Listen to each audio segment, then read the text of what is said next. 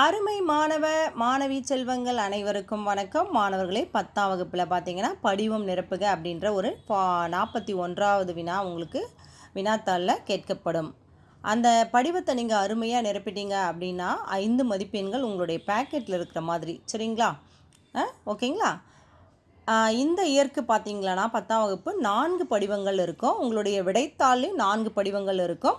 வினாத்தாளில் போய்ட்டு அந்த படிவம் என்ன கேட்டிருக்காங்களோ அந்த படிவத்தை மட்டும் நீங்கள் பூர்த்தி செய்ய வேண்டும். இதை முதல்ல புரிஞ்சுக்குங்க.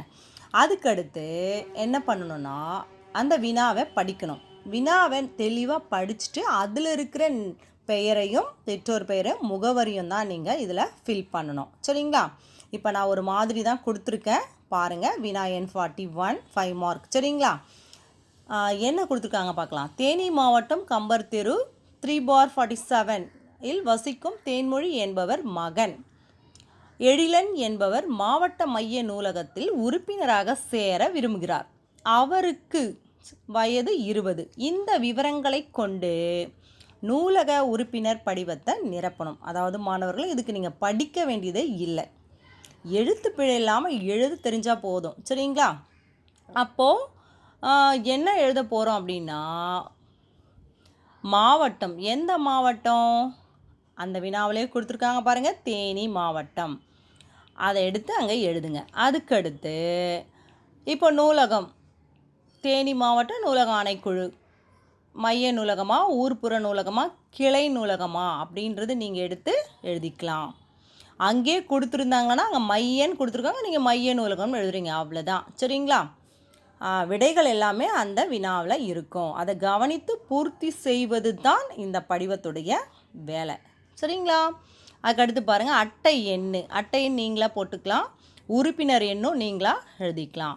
பெயர் பாருங்கள், இங்கே நல்லா தேன்மொழி என்பவருடைய மகன். அப்போ யார்? எழிலன் தான் நீங்கள் எழுதணும்.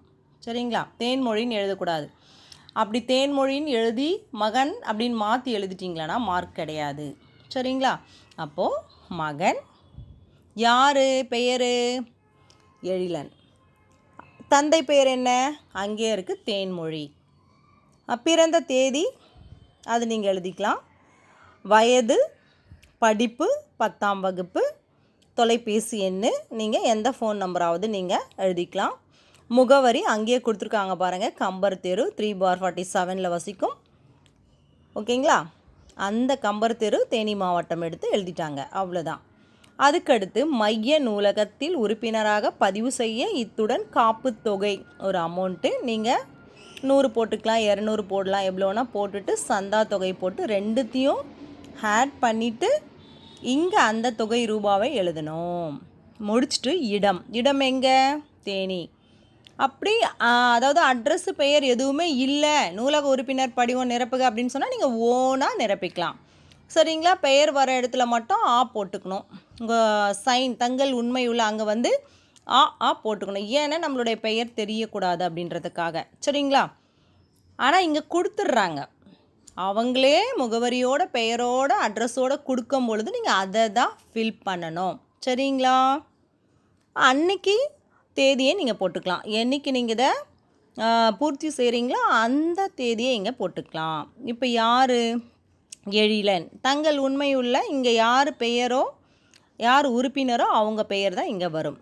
இங்கே வந்து பார்த்திங்கன்னா அலுவலக முத்திரை இதெல்லாம் நீங்கள் எதுவுமே பண்ணக்கூடாது. இங்கே பிணைப்பாளர் கையொப்பம் இருக்கு இல்லையா, அங்கே வந்து இதெல்லாம் ஆஃபீஸ் யூஸ் அப்படின்னு சொல்லுவாங்க இல்லையா. ஸோ இங்கே எதுவுமே நீங்கள் பண்ணக்கூடாது. புரியுதா? போயிட்டு வினா எண் 41 கவனிக்கணும், படிக்கணும். அதில் யாருடைய பெற்றோர் பேர் என்ன, அந்த உறுப்பினர் பெயர் என்ன, என்ன முகவரி, அதெல்லாம் பார்த்துட்டு நீங்கள் ஃபில் பண்ணிங்கன்னா கரெக்டாக நீங்கள் இதை பண்ணிட்டீங்கன்னு வச்சுங்களேன், உங்களுக்கு 5 மதிப்பெண்கள் அழகாக வாங்கலாம் மாணவர்களே. அடுத்த வீடியோவில் உங்களுக்கு மீதம் உள்ள படிவத்தை நான் கற்பிக்கிறேன். இணைந்திருங்கள். அனைவரும் வருக, தேன் தமிழ் பருக. நன்றி.